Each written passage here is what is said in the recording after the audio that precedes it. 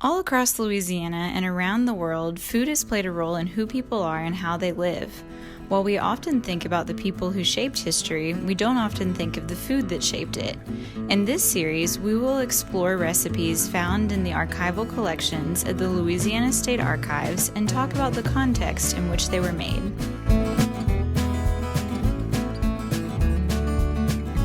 This week, we will be showcasing Louisiana Entertains, the official cookbook of the 1984 Louisiana World Exposition. While it was financially unsuccessful, the fair gave visitors an opportunity to learn about art, culture, and industry. Today, in honor of the 4th of July, I'm going to be making apple pie a la mode. We'll start out by making our vanilla ice cream.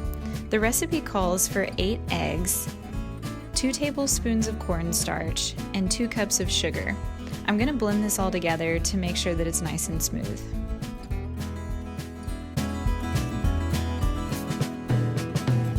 The recipe says to bring 2 quarts of homogenized milk to a boil in a large saucepan. It turns out this is not a saucepan. When that's boiling, we can begin to spoon a little bit of it into our egg and sugar mixture.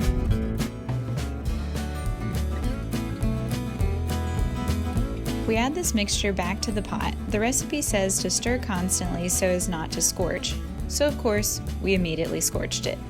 We remove this from the heat and then add 2 cans of evaporated milk, a half a teaspoon of salt, and 3 tablespoons of vanilla. Next, we'll pour this into several containers, covering with foil and placing in the freezer overnight.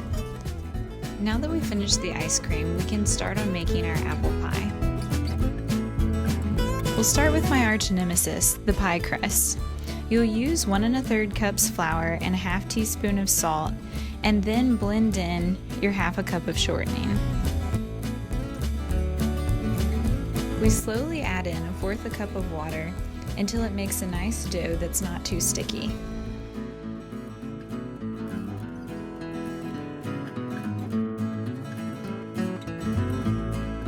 We'll roll out the dough on a piece of wax paper covered in flour to try and keep it from sticking. It's really hard to get it thin without breaking, so I just did the best that I could. We'll need enough dough to form the bottom crust and the top lattice.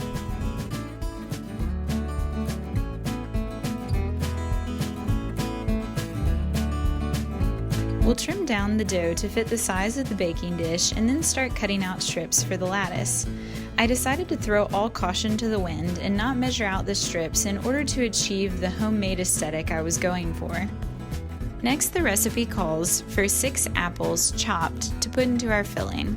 It didn't specify that they needed to be peeled, but I think if I were to do it again, I would probably peel them just for a slightly smoother texture.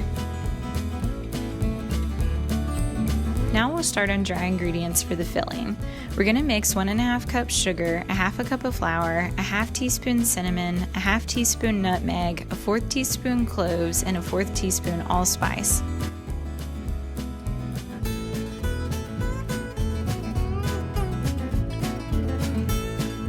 Once your dry ingredients are ready, you can start filling the pie.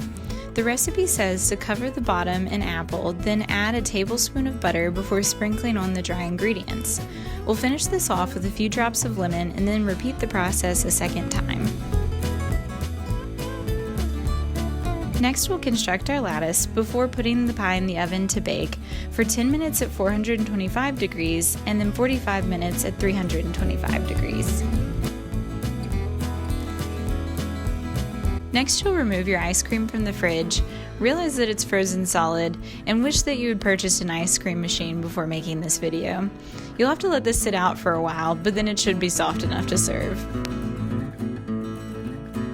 Once your pie is done cooking and your ice cream is soft enough to serve, I suggest adding a little bit of pizzazz, like some colorful plates and sprinkles. We, the people, give this recipe 2 thumbs up. If you like this video and want to see more, make sure you hit like and subscribe.